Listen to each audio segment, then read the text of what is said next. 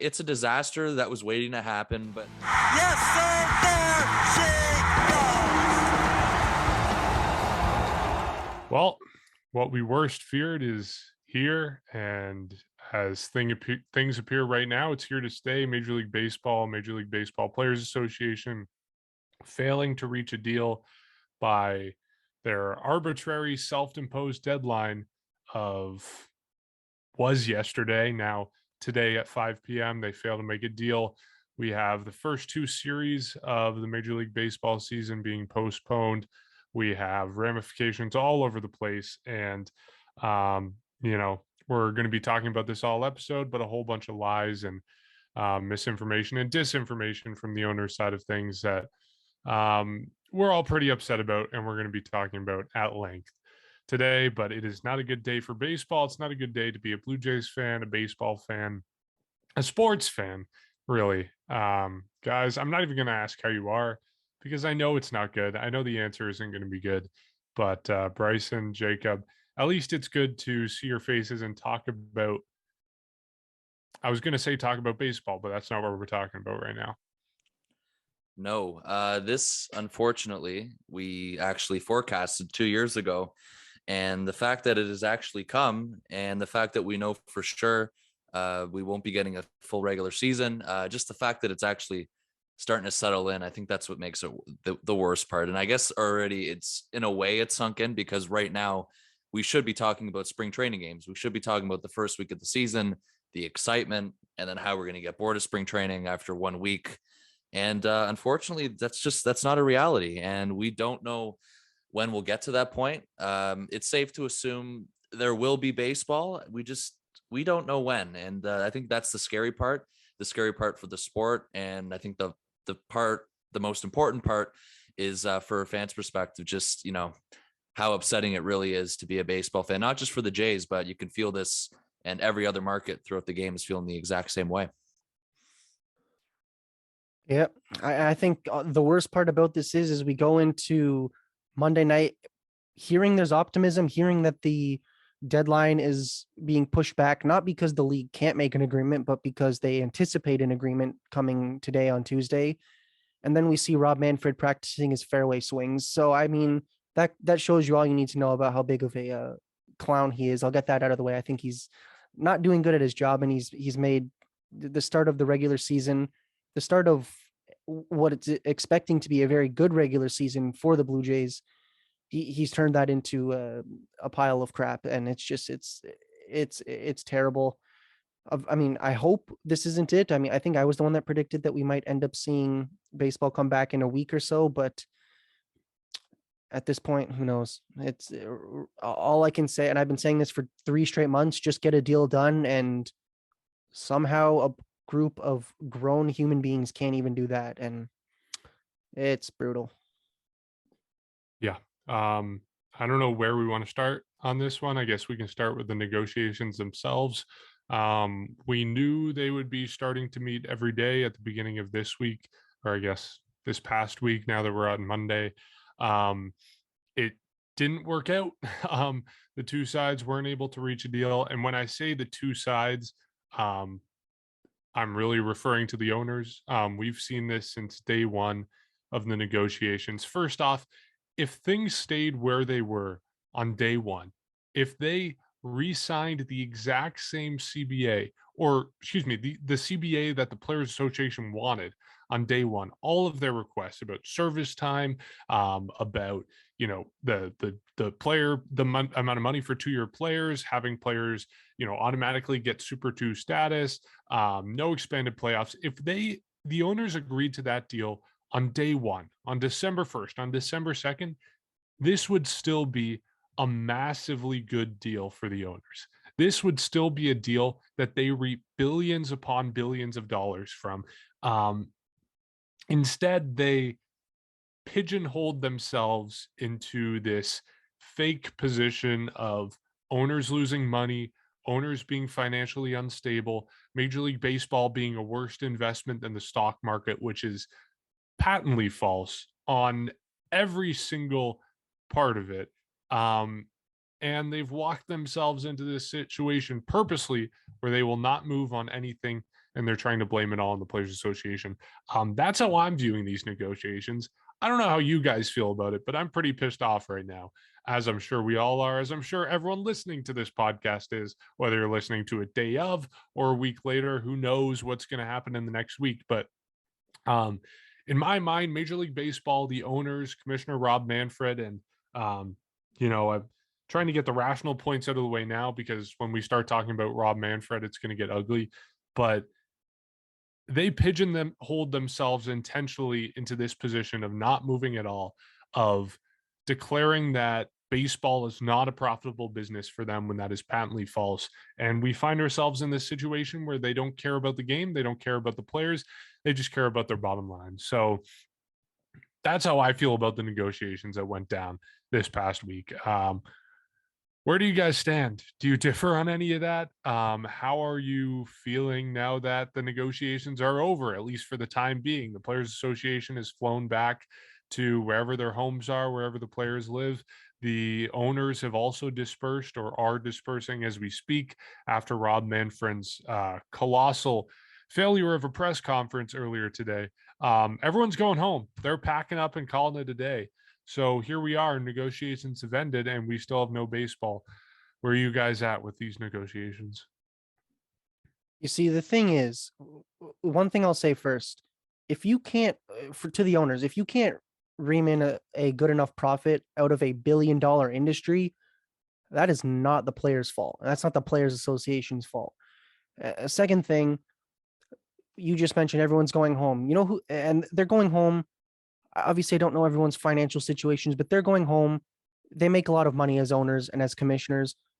But if you're, the way I'm looking at this, you're a local restaurant owner, you're a stadium worker, you're a minor leaguer who's hoping to get it to the major leagues. You hear this news and you think that, like, what the heck is this? How do you just give everybody else the bad end of the stick because of these negotiations? And the fact that it was December 1st. So we have taken, or we've gone from 1 year to the next year. We're almost out of the winter. We're almost into the spring, and this still hasn't even been resolved yet. And who knows when it's resolved? Like, as of right now, talks, I believe, are scheduled to start Thursday, although I saw an Arash Madani tweet saying nothing has been officially scheduled. So who knows? You have this type of situation where for 3 months or 2.5 months, really, you have minimal discussions about something that you had 5 years to debate about. Now, I get it. Everyone's going to give their better offers, theoretically, when the deadlines are approaching, but even that didn't happen this year or this week and today. And I'm just very disappointed. This is for the hardcore fans of baseball. Yeah, we're going to stick with the sport, but for pretty much everybody else, this is just a slap in the face, because Rob Manfred, and this is not even the money, but for years he's been trying to get this league to bring in more fans, make the games more entertaining. And now he's saying, okay, well, you know what? We're just like not even going to play a game so that we can try and make a little bit more money and squeeze a little bit more money out of the players. Jump in here. You said Rob Manfred's working for years to get more fans into the game. No, I disagree. No, I'm not saying, like, yeah, actually, let me retract that. I don't necessarily agree with that. That's just kind of how it's been looking to the average person, where they're trying to make. That's how the owners want to frame it. They want to say we're working on growing this game, getting more fans involved. That's patently false, but yeah, that is what the owners are saying, and some fans do believe. Yeah, and if you clearly wanted more fans in the stands, you'd have stands that are able to view games in the first place, and to just cancel them completely and not even make them up. Like, okay, I get it. You to reschedule this or maybe add it on to the last little bit of the season, that could be a mess. I understand that. But to just cancel games and say, I guess we're not playing baseball. Well, clearly you don't care about the game, because you want to have the pitch clock reduce the time that you're waiting for action. You don't have to throw 4 pitches to intentionally walk them. Okay, fair enough. You want to make the game more entertaining.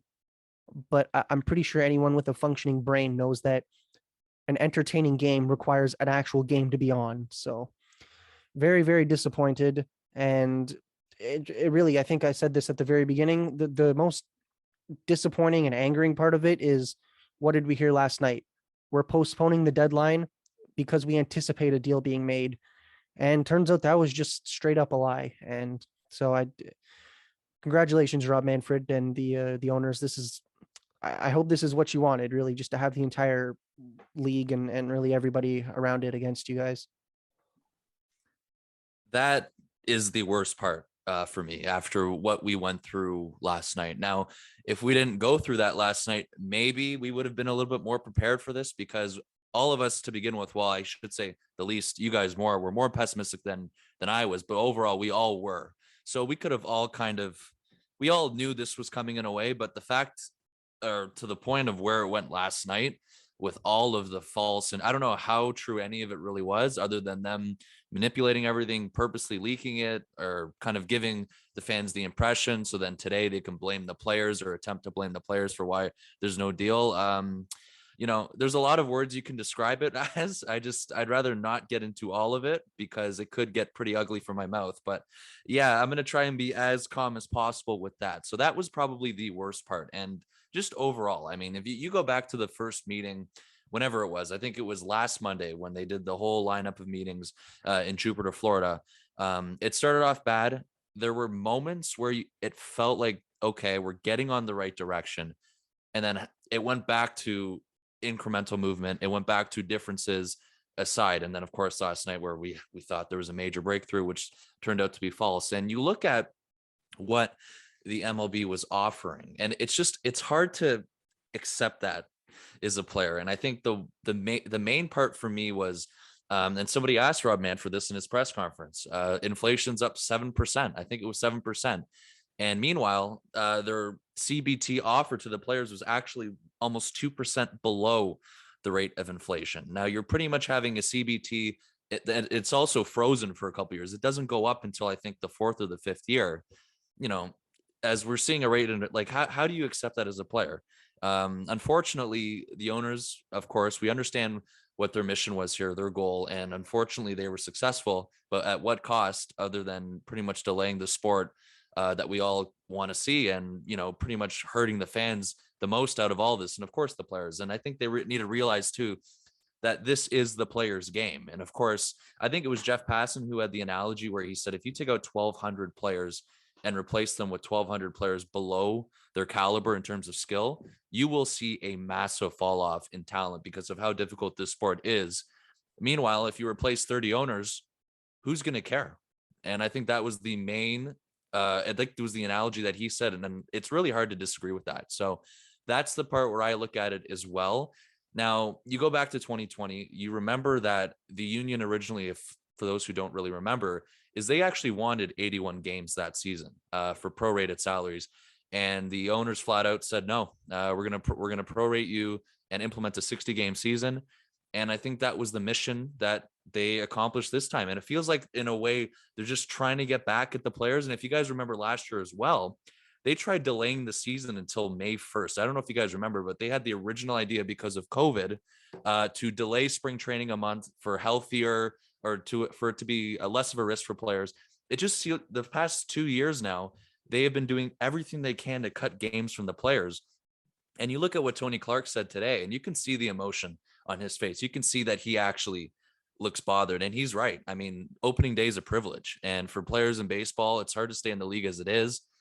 This is 2 times in the last 3 years. We're not getting a usual opening day. We're not getting a full 162 game schedule. That sucks. It really does suck. And I still understand that there's some people who actually support the owners or blame both sides. Well, I'll just say this for people who are, complaining about players being greedy and whatnot. I think a perfect example is one of the union heads that was there all week was Max Scherzer. I mean, you look at his career earnings, you look at the contract he signed with the Mets, $40 million a year. This guy, if he truly didn't care, he wouldn't be there, and he wouldn't be fighting for salaries for players who are younger, and minimum salaries and arbitration bonuses, everything they're trying to accomplish here.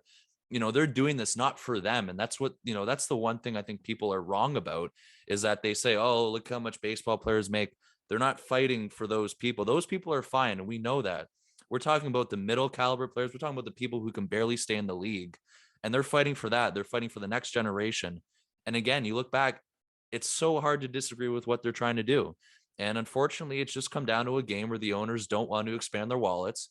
and they're sitting on, and they're acting like stock markets are a bigger investment or more profitable than owning a baseball team, which is completely false, as it's been made almost 40 billion the last 5 years. And I think that's what Rob Manfred said today, that the past 5 years, it's been a disaster for them in terms of profit. Well, I mean, $40 billion, I don't know what's disastrous about that. So the one thing here, and yeah, Jacob, you mentioned it, Thursday's the earliest, I guess, they can resume negotiating. However, MLB said that was their best and final offer today. So a part of me is very skeptical about Thursday actually resuming talks. And that's the other thing, is we don't know when this is going to end. And to end it off before I hand it over to you, Mark, because I know you have lots to say, you want to talk about from a Blue Jays perspective, 2020, not in Toronto, 60 games. 2021, not in Toronto for opening day. You come back in July. 2022, 3 straight years, you're missing out on opening day, and you're missing out on a full season of baseball in Toronto. And I think that's the one thing that people, or at least the rest of the baseball world, doesn't even realize. It's kind of just the thing that we realize as Jays fans. Jays fans are really suffering the most, I think, out of this, or just as much. You're missing out on your team for 3 straight years playing an opening day game in Toronto. That sucks. And it hurts. It's hard to really think about and grasp about when you really look at it from the overall picture. So I'll leave it there. And just the concerning thing is we don't know how much longer this is going to go on. It can get really ugly. It can get, improve really quickly, but the owners really showed what they truly care about today, unfortunately. And I guess all winter to confirm it in that case. Yeah, I'm glad you bring up the Blue Jays, because I do want to talk about them eventually. But first, I think we should stay directly on the topic of the negotiations. And, it's probably time for us to go into the Manfred segment, which is going to be ugly. But yeah, I mean, you referenced his press conference today. What is going on? Does he really think we're that dumb? Does he really think we're that dumb that we don't understand what's going on in baseball? You mentioned the revenue thing. He said, quote, "Last 5 years have been very difficult for the league from a revenue perspective," end quote. The league, Major League Baseball, has totaled over $43 billion in revenue over the last 5 years. I don't know a single person on the face of the planet who would say $43 billion is a very difficult time. It's just ridiculous. It's absolutely ridiculous. And I think the part of all of this that sums it up for me is Rob Manfred comes out today and he's laughing. We talked about the golf swing, the picture of him practicing his golf swing at the location in Jupiter, Florida. To me, what gets me is the laughing. He walks out and, as fans, anyone watching this podcast or listening to podcast, you hear the disappointment in our voices. You see it in our faces. This is every single baseball fan across the United States, across Canada, across every single country in the world, because it's an international sport. Every fan is heartbroken about this. And it's more than just the fans. There was a tweet from Andy McCullough of The Athletic, and he mentioned how Rob Manfred and the owners in general, because again, we beat up on Rob Manfred because he 100% deserves it, and he is a colossal joke of a commissioner. But at the same time, he does represent the owners and the group of owners that run this sport, and he's a representative of them. So we beat up on him. There is more to it than just him. But a tweet from Andy McCullough mentioned how the owners are breaking the backs of everyone who's in this sport, every non-uniformed personnel, everyone who loves the sport and has dedicated their lives to it. The owners are breaking the back of these people. And it's just disgusting to see that. And beyond that, beyond the non-uniform personnel, the coaches, the training staff, the scouts, the front office, the analytical guys, beyond that, you just talk about the monetary impact of this. Jacob, you brought this up before the podcast. Think of all those businesses down by the Rogers Center. I mean, think of, I don't know, the sausage stand outside Gate 5, or the St. Louis Wings place down the street on Bremner Boulevard. Think of all those places that rely on the income and the fan traffic of having people there day in and day out during the regular season. And they've suffered the last 2 years. They've suffered in 2020 when the season wasn't in Toronto. They suffered last year when the Blue Jays didn't get back to Toronto until the end of July. Those businesses have suffered significantly. The Toronto economy, the Canadian economy has suffered. And that's just going to continue because the owners are so pigeonholed into their stupid ideas, their idea that they need to make more money at the cost of the sport. And all this is going on, all this, harmful effects of all this happening. And Rob Manfred comes out today and he laughs. And like, the only thing I have to say to that, and I said this to you guys, what the fuck are you laughing at? Like, what are you laughing at? There's nothing to laugh about right now. It is a horrible moment for the sport. One of the worst moments in the history of sport, of baseball, and Rob Manfred is coming out and laughing. So I don't know. What the fuck are you laughing at? I genuinely would like to know what he's actually laughing at, though, because you've just gone and just completely screwed over, as we've mentioned, the businesses, obviously the players, a lot of people. You've just said, okay, well, you know what, we've made this executive decision, and you can see that nobody's happy. And it was Bob Nightingale just a couple hours ago had a tweet. People are chanting out there, "We want baseball." People are not happy. Like, Twitter is blowing up, and pretty much all on the owners at this point, with the exception of a few random threads that are against the players. But people are clearly not happy. And you look at someone in the crowd that's asking you a question, and you just like, I don't know what you're laughing at. And it's just the fact that he was laughing is a joke in my eyes. Like, and I really don't think you're fit to lead a league. I'll be honest, I would not want him handing any type of trophy, which, by the way, he called the commissioner's trophy, the one that you play 162 games for, the one that you risk, or you prepare for all your life, the one that you get after you win a World Series. He called that just a piece of metal. So shows that, there's just not really a lot of personal investment into this. This is just his way of making money. And he finds it funny. And I get it. Human beings, they laugh, and then you're told don't laugh, and you find that 10 times funnier. But this is just genuinely not a funny situation.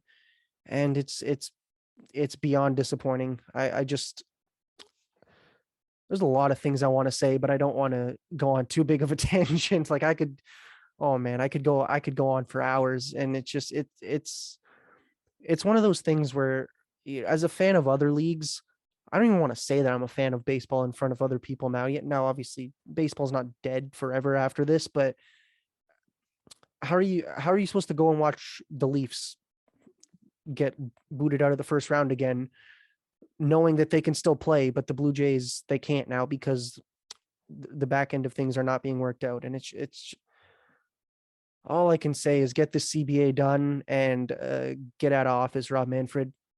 Go home. This league, you don't deserve these fans, I think, is the best way to put it. You don't deserve these players, the Players Association, or anything. Just, and as you mentioned, Mark, it's not 100% Rob Manfred. He's just kind of the face of it, but it's a slap in the face to just say, okay, we're going to kind of screw you over, and then just laugh about it. And also the way he was reacting to some of those reporters, I didn't see this, but you guys mentioned that somebody had asked if they could ask a second question, and he just kind of shut the person down and said no.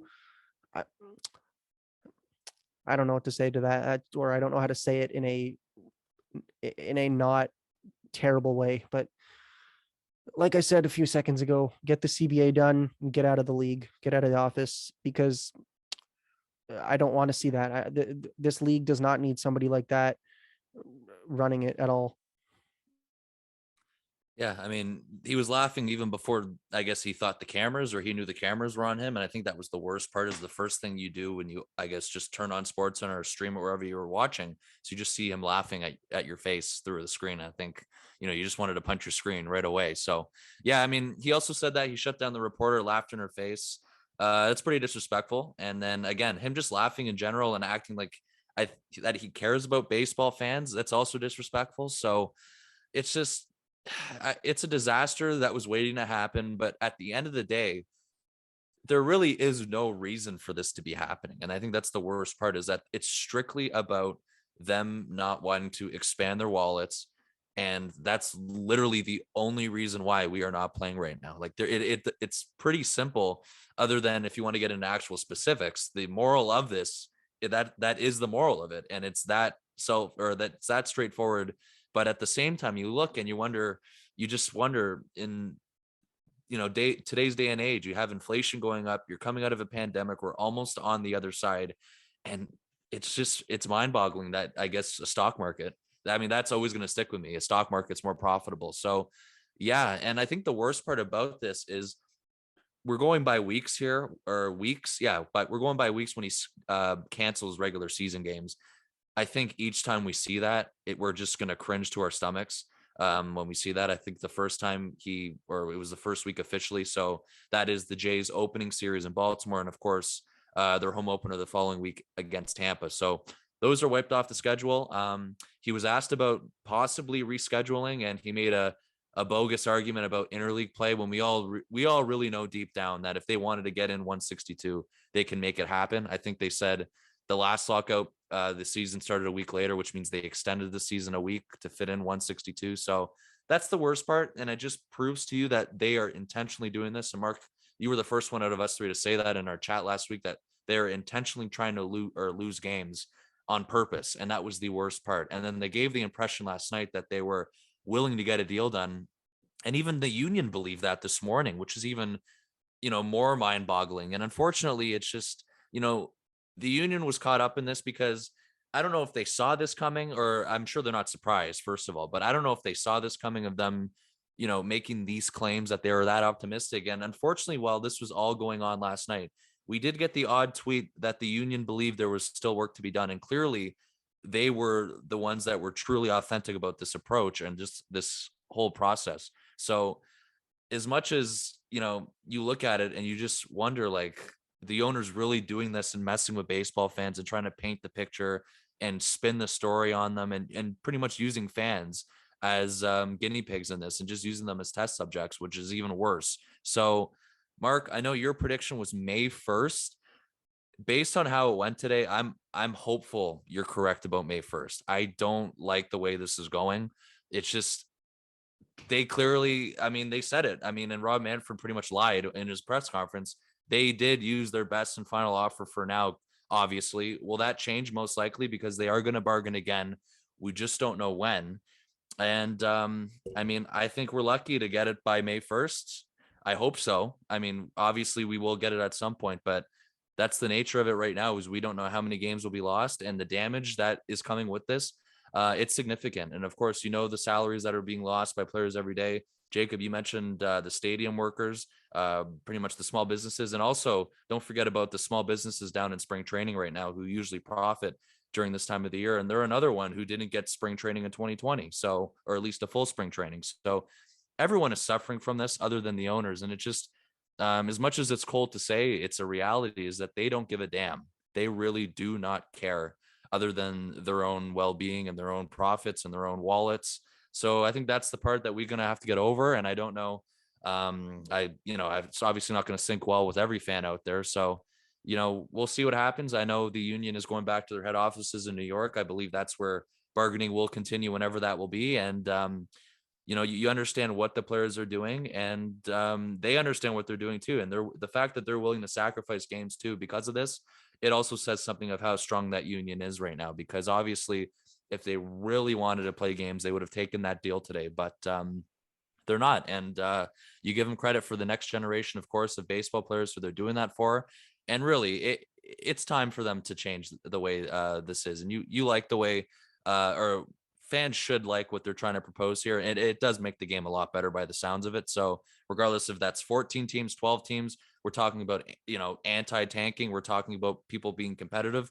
That's what you want to see, of course. And that's what makes the game so fun, especially in moments like October. Nothing is as good as playoff baseball. We all know that. So light at the end of the tunnel we thought we had last night. That's not the case. We are still probably in the middle of this tunnel, and we don't know what's going to come on the other side, which is unfortunate. See, I can guarantee you, if the owners were losing money because of this, there would have been a deal December 2nd. But when it's not them, they don't see it, and it's very sad because also one thing we're forgetting to mention and is those guys that are not guaranteed contracts. Now, the big names, they're going to get their contracts that once the signings are allowed to resume. But if you're one of those players who was good last year, like look at Corey Dickerson. I want to see him back on the Blue Jays, but and I'm sure he'll get a job.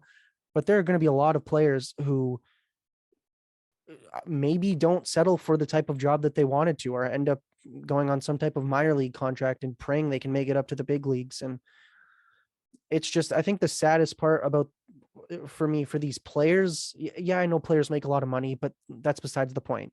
The sad part for me is they can't control this. Like you look at Alek Manoah wanting to have his second year in the big leagues, completely out of his control.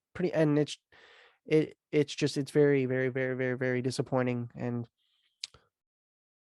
you mentioned predictions. I said April the 7th. I predicted there was going to be a 1 week delay.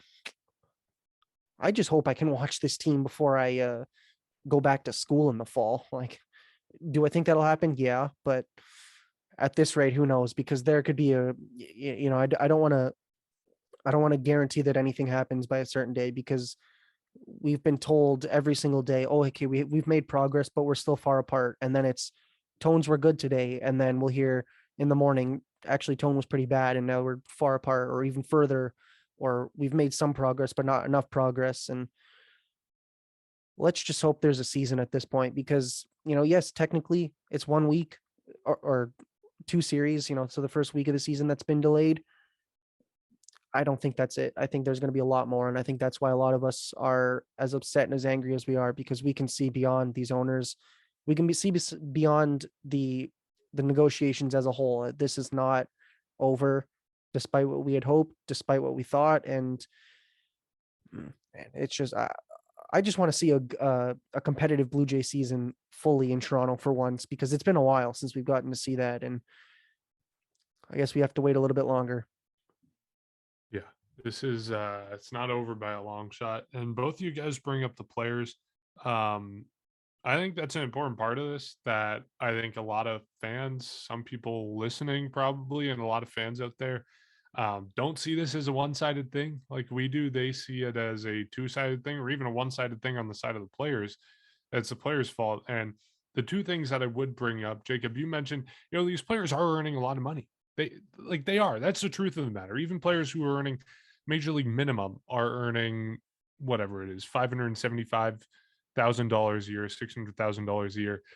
For an average person, that's a hell of a lot of money, right? If I ever made that much in a single year of my career, I could retire happy. That is, it's another worldly amount of money.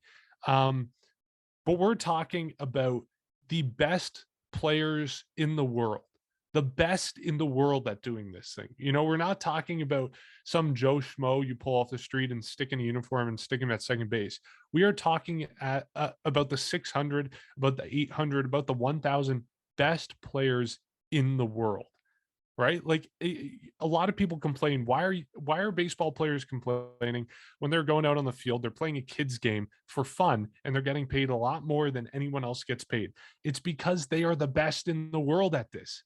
If you are among the best 1,000 dentists or lawyers or plumbers or, journalists or entrepreneurs, or, I could go on and on and on. If you're among the best 1,000 of those in the world, you're going to be getting paid a hell of a lot of money, because your expertise is worth it. Your skills are worth it.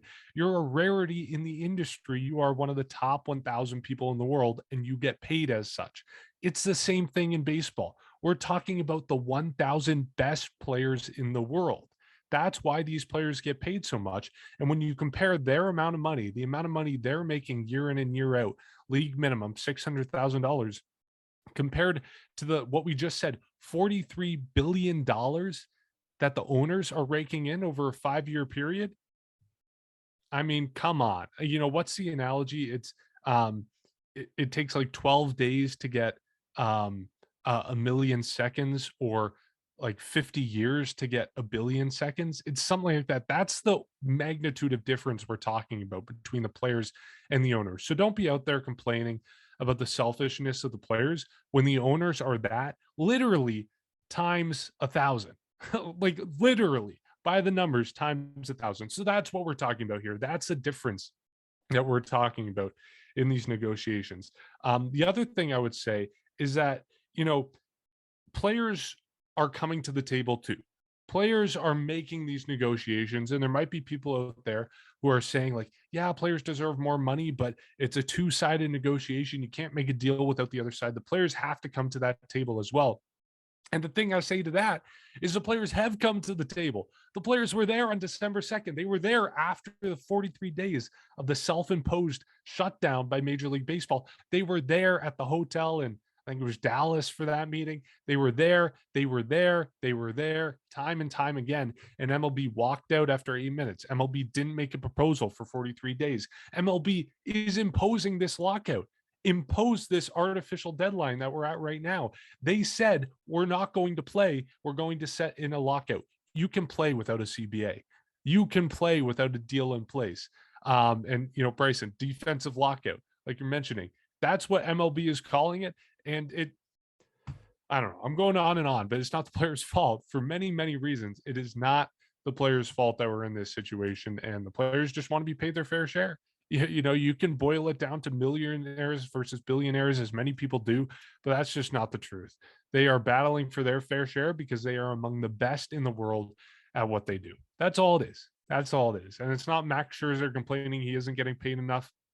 It is the Anthony Alfords of the world. It is the Jacob Waguespax of the world. It's those guys who we're talking about in these negotiations. We're not talking about Max Scherzer. We're not talking about Garrett Cole. We're not talking about Marcus Semien. I think that's something that gets lost on a lot of people. So I hope people can understand what we're talking about here. I mentioned we want to talk about baseball. We want to talk about the Blue Jays. So let's talk about the impact of all this on the Blue Jays and how it plays out for them over the next month, 2 months, 3 months. First, let's talk about the ownership. I don't think Rogers wanted this. Rogers has suffered enough for the Blue Jays monetarily wise over the last 2 years. They didn't get a single cent in revenue from gate tickets, the gate revenue in 2020. They got a significantly smaller amount than they normally would in the 2021 season. And I have to think Rogers is not happy with this being cut off. The second thing I'll say about Rogers is that almost all their money, a lot of their money, and the reason that Rogers wants to own a baseball team is because they also own Sportsnet. They also own the broadcasting rights. And every game you cut off of the season, we saw this earlier this week or last week when the Atlanta Braves released their financials because they are publicly owned. They made something like $8 million per game. That's what Rogers is losing from this. That's what a lot of teams are losing, but Rogers even more because they own the broadcasting rights. They own Sportsnet, which is reaping the benefits of these games. So I have to think Rogers is not happy at all about any of this. And I think there's, a number of teams around the league, a number of owners who aren't happy with this result. I mean, you have to think someone like, his name is escaping me, Steve Cohen of the New York Mets. You have to think he's not happy that baseball is going to the brink because of basically what amounts to competitive balance tax when he's the first guy who wants to be spending more. You have to think he's not happy about this. So I think Rogers is among a number of owners, a handful of owners across the league who aren't happy with this result. And maybe that's just myself justifying this all to me because I'm a Blue Jay fan and I want to cheer for the team and I want to cheer for everything about them. But I think Rogers is probably on the side of this that isn't totally happy with this result. No, that is totally fair. And who knows where this goes here? I mean, do I think Rogers would try to sell the team? I mean, first of all, I don't think that would happen within the near future. Maybe they look into it.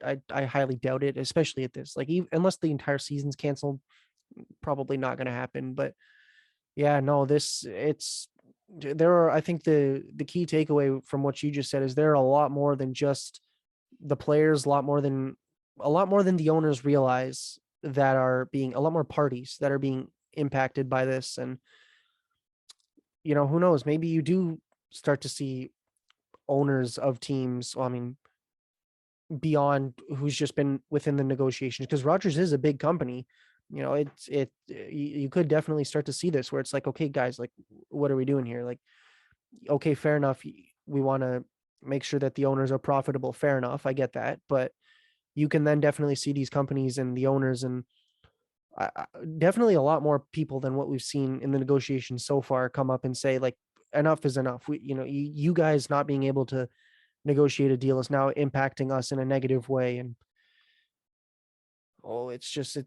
it's so much bigger than the owners are making it seem like in their little heads. So I don't really know how much more I can say, because you nailed pretty much everything I was thinking, except for it could get very, very ugly if we can off the top of our head list dozens of different groups and parties that are negatively suffering because of this. And yeah, the owners might not care about the individually owned or chain owned restaurant in a small town in the GTA. They might not care about that, but eventually they're going to, when a lot of other people are saying, hey, you're really messing with us too. Because it's not even that. Like, the Rogers Center is obviously owned by Rogers, who owns the team, but you look at places like Tropicana Field or any other stadium that's named after somebody who's paid millions and hundreds of $1 million to have their name invested there as the name of the stadium, or have yourself advertised on the outfield wall or whatever. Like, it's ridiculous. And I could see a lot of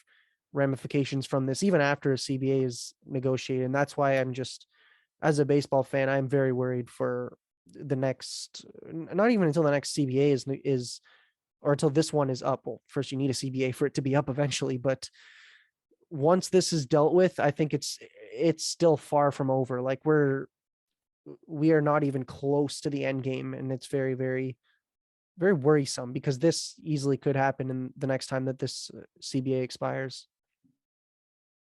Yeah, I wonder too, because we knew, I guess it kind of like was quiet. It kind of flew under the radar, but apparently I think it was Joel Sherman who reported it, was that the Jays actually got approved, or Rogers approved, for further spending. Like, they approved the Jays to spend more. And this was after number one, the Jose Barrios extension, number two, the Kevin Gausman signing. Will that remain the same after this ends? I mean, who really knows? Because again, Jacob, you're saying we don't know when this is going to end, and everyone is pretty much in the same boat here. So, I'm sure it's just you wonder too what Ross Atkins and all of them, and I guess even Mark Shapiro and their ownership, like, there's only so much planning they can do. I'm sure they've had different types of maps laid out for when they get out of this, what they're going to do to fill their positions of need.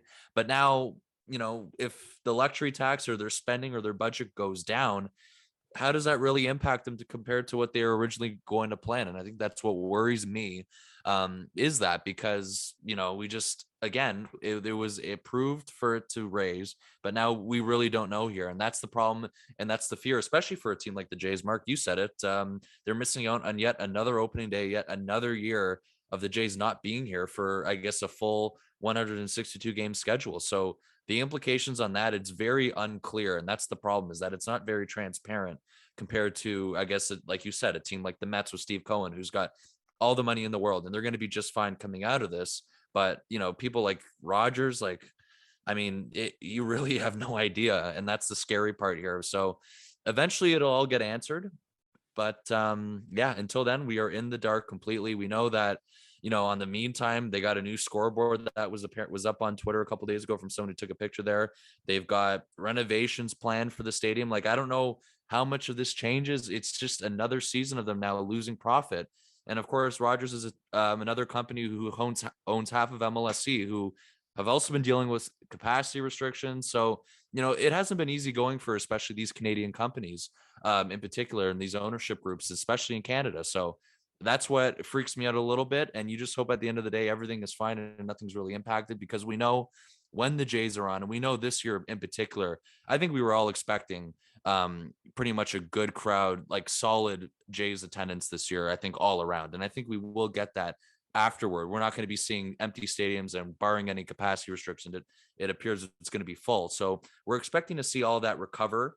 However, again, when? So that's the problem here, because it's something that the Jays haven't gotten, and it's just money after money that or tons of revenue they missed out on, and now they're going to be missing out again over something that isn't even necessary. Like, that's the worst part about this, and that's the final, I guess, piece of the, just to add the cherry on top in such a devastating shape of view.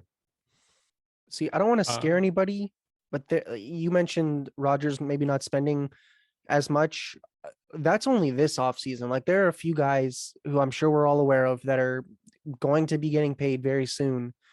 The last thing you want is years of reduced profit to negatively influence that. But I'm just putting it out there. I pray to every type of sport god there is that doesn't happen, but the implications might not even be gone after the dust settles. we're depressed as enough as is, Jacob. No need to drop the prospect of a failed extension attempt on us for all these guys. But yeah, I mean, it's grim. And you bring up the extension, you bring up the spending. I do want to talk about what the impact of this is on the Blue Jays themselves, on the team of the Blue Jays, and how it impacts the fans. I think someone mentioned this on Twitter. I don't remember who, but they said um, like, this is the potentially the best team in franchise history, potentially the best stretch of years in franchise history that we've ever seen. Like, we have the opportunity, we have the honor, the privilege of being lucky to live through this time and to be fans during this time of the Blue Jays being so phenomenal and having such a great foundation of the prospects they have coming up, in addition to the major league talent they already have, in addition to the spending they're willing to do at the major league level, in addition into the infrastructure they're willing to put place in terms of facilities, in terms of coaching staff, to be that top tier team, to be that behemoth of a market Mark Shapiro keeps talking about. We have the privilege of living and being fans in a time when the Blue Jays are so good. And this is what we get. This is the result. And we don't get to watch that team, whether they're in person or not. We haven't been able to watch them now for 3 years straight do what they normally do in a regular season, because of now for the third year, because of what the owners are doing. So that's, I think, the impact of this. I don't know how much on-field impacts there are beyond like what every team is experiencing of a shorter season. Some team is going to get hot and run through it, kind of what we saw, to a greater extent in the 60-day COVID season. But just from a fan perspective, it's brutal if you're a Blue Jay fan, because this team is so good and we should be enjoying and cheering them on every single day. And instead we're doing this. We're ranting and complaining to our heart's content, which is not what we should be doing right now. Yeah, that's the biggest thing that I've thought about is last year was good, but I don't remember who it was, but there was some article, it might have been TSN, Sportsnet, some major sports coverage, and it said, I think Mark, you might have covered it, where it said the Blue Jays are supposed to be the team of the 2020s, where they're going to win potentially 2 World Series. Yeah, that was Jim Bowden of The Athletic. He predicted the Blue Jays would be the team of the decade and would win 2 World Series before 2030. And see, like, yes, it's just potentially a portion of this season, but like, I don't want to miss out on that. I don't think a lot of Blue Jay fans want to miss out on that. And furthermore, like, these are human beings that have clocks within them that don't last forever, that they're not going to be able to play forever. And you just hope that, I'm not going to name anybody for the sake of jinxing it, but you hope that nobody's time is cut short or cut short in Toronto because of being able to, or cut short in Toronto because of this, as I lose my words. But yeah, the team has unfinished business after last season, and it's looking to be a AL East, AL pennant contender from day one, and now day one is pushed back. So, this is just, I don't really know how much more to say other than Rob Manfred, congratulations. You have really made everybody excited, and you've kept the diehard fans. They're definitely not angry at you, and you're definitely doing a lot of good for this sport. Yeah. I think Buster Only actually is another one who actually predicted the Jays were going to win the World Series this year. I don't know if you guys saw that or not, but that's his World Series pick. I'm pretty sure, like 90% sure this year. So more hype there. We know how last season ended off of one game. I think that's what's even more sour here. So, Jays fans have it. We do have it rough here because of the what we mentioned earlier about the home games, and now just the way it ended, and the core that this team's built, the excitement, and the additions that will come along the way. We just hopefully soon. I guess before I give it back to you, Mark, I don't know. Do you guys want to do like an updated prediction for opening day? Unless you're Mark, maybe no. No. I don't want to think Well, about that right now. hopefully yours You guys is correct. I mean, I have to because I'm out now. So because I said March 31st.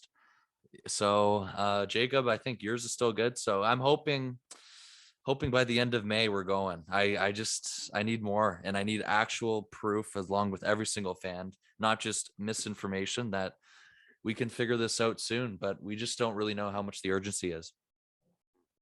See, I think you guys know that my predictions are a little bit off. 2021 had a few things that didn't necessarily go my way, so I don't really know what to predict. But even like if I'm being serious, I have no idea when this league is going to resume play, and I genuinely do not like saying that. I don't think anyone likes saying that or hearing that, but technically March or April the 7th is still intact. I'm predicting that's at least 4 to 6 weeks too early, and I hate saying that, but I don't even know. I don't even think I can make a prediction because in theory, like the best part is Thursday could happen. Thursday could be the best meeting of the entire lockout. We could be resuming spring training 2 weeks from now, or beginning spring training. We haven't even started, but I don't really think that that's the case. So I'm not going to make a prediction just because it would be like, I might as well close my eyes and throw a dart at the board because it's, who knows at this point. And all I can say is I want to see baseball in 2022 at least. I'm still confident in that. I'll put it that way. But when that baseball will be, maybe, I don't know, maybe I have to go watch the KBO or something else because the Major League Baseball clearly doesn't have their things together. Telling you, we've been saying it over and over. F1, it's where it's at. Drive to Survive season 4 dropping in under 2 weeks. And we know how crazy the actual F1 season was last year. So, and the IndyCar season just started up last weekend, or yeah, I guess it was last weekend. It was in St. Petersburg. And anyways, I'll stop talking about that. But yeah, I'm not in the state of mind to give a prediction of when baseball is going to start. So I'll stick with my whatever it was, May 1st prediction. Let's talk about what comes next. What's after this? I mean, there are two parts to this, and we'll start with the first one. The first one is just negotiations. What is next after this point? We've heard they're meeting Thursday. We know they've gone their separate ways. They've gone home. So negotiations are done for now, but they're going to continue, fingers crossed, unless shit hits the fan again, which we know it has many times in the past. Thursday is when negotiations are going to begin in New York City. That's where we're at right now. The other part of this is just the future of baseball, the impact of this on the sport and the success of the sport in the future. And, we've touched on this, but you look at the 1994-95 strike, the impact that had on baseball and how disastrous it was. Baseball, to be honest, it took decades to recover from that. Never really recovered from the attendance that they had in the 1994 season before it was canceled. It was above 30,000 average per game, and it never recovered from that. So, I mean, I don't know what comes next from this. I just know people are fed up. People aren't happy with the league. And, we're not talking about the diehard fans here. The diehard fans like us spending an hour to talk about how depressing baseball is on a Monday night or Tuesday night. That's not who we're talking about here. We're talking about baseball losing the casual fans who maybe would watch a game once in a while, go to a game once in a while, but instead no baseball this year. They're going to get in the habit of watching the NBA. Maybe they get excited about, I don't know, Formula One, like we're talking about. Maybe they get excited about a show on Netflix. There are so many different ways that entertainment can grab your grab your eyes nowadays, that's who we're talking about. We're talking about the casual fans that baseball's going to miss through all this. And I know we're running out of time here, but you know, as a diehard fan, I'm super frustrated. And we're talking about this before the pod. I was wearing my Blue Jay sweater today. I was optimistic and happy about how things were going at the start of today. We're in my 2015. Don't even remember what it says on it. The postseason sweater from 2015. One of my favorite sweaters, wearing that. I took it off after the negotiation didn't pan out, and instead, right now, I'm distinctly wearing nothing Blue Jays related, nothing baseball related. I'm wearing the Ottawa Blackjacks hat from the Canadian Elite Basketball League. So check out that. They're on this summer if you guys want something to do besides baseball. And then this Burlington Sock Puppets independent baseball team that was, speaking of colossal mistakes by Rob Manfred, was, I believe, cut from the minor league system because of another fantastic fuck up that Rob Manfred has made during his time as commissioner. So, anyways, all that being said, future of baseball, not bright, or future of the owners, not bright, future of the leadership of the game, not bright. You know, I think, Bryson, you mentioned this. The actual sport itself isn't dying. It's the infrastructure around it. It's the league. It's the owners and the commissioner that are threatening baseball and doing their best to keep it back when it is indeed growing. Revenues at record numbers the last, full normal season we had in 2019. So, yeah, I think that's the picture of things moving forward. That's the future. That's how we look ahead from this point. I don't know what thoughts you guys have to add and to wrap this up. I don't know what to say. I might have to invest myself more into the Leafs and get even more disappointed than usual, knowing that I do not have the Blue Jays to watch. I don't know. I might take up knitting or something, but hopefully one day we can see baseball again, because it is a shame. It is one of the best sports, I think, to watch, and especially it's always on when you're a kid. You get to go watch it in the summer. So I think, at least for me, I have stronger positive associations to it. So let's just hope the summer is not completely ruined by a bunch of billionaires who don't know how to spend a little bit more money to make the on-field product a lot better. And I get it. I'm not into the financials by any means. I don't know the ins and outs, but I also know that what the owners have done has really messed with a lot of pretty much everybody else except for the owners. And if they don't want to see it like that, I mean, I don't really care at this point. You guys can go to your big houses, and before I say anything I regret, have fun, and eventually we'll see baseball again. Yeah, just want to let you guys know, in case you weren't aware, about, let me see here, a few minutes ago, actually, I should say an hour ago, Rob Manfred released another letter to baseball fans. So as you guys were ranting, as I was listening to you, do not worry, I was also skimming through this this letter, and I would like to ask, what are the odds that he didn't write this, number one, and number two, how much is he really? We all know that this is all rubbish, but the third thing is, he did say they are meeting Thursday, confirmed, and he did say there is no agreement in place until at least Thursday. So you know what, I used to be optimistic with that, not anymore. I mean, we all know it's not happening Thursday, but I guess it's good news that they will continue to talk and try and figure this out. And after hearing Tony Clark talk today and how motivated the players are and how pissed off he did seem, I'm pretty confident that the players will eventually get what they want, and hopefully they do stand strong during these times. And yeah, I just didn't know if you guys knew about that letter he released, or if you plan on reading it. I just wanted to end it off there, just to, yeah, what a wild week, and dark days remain. Mark, you pretty much said what I said. It's not the product, it's the people. And that's the problem, and of course that impacts the sport though. And we suffer from that. And of course the sport's popularity suffers from that. And that's really what truly sucks, because we don't know, we know the implications, we know the damages that do lie ahead, but we don't know how many games will truly be lost. I'm not going to read that letter today. I might read it tomorrow or sometime when I'm more level-headed, but not right now. Yeah, nothing more to add, and we can wrap it up there. So thank you to everyone who's stuck with us through the thick and through the thin of the last, 3 months of labor negotiations, and we're in for more. It's March 1st, and we're going to be talking about this, fingers crossed for as short as possible, but who knows how long it really goes. So stay updated to everything we're doing. Keep listening. I know it's not the most fun time to be listening to baseball, but we are here. We're trying to make it as entertaining as possible. So yeah, with that, I'm not even going to plug anything today because everyone's on their last wit. So I don't know. We'll see you next time. Hopefully we got some better developments in the baseball world. 1-1 on Jose.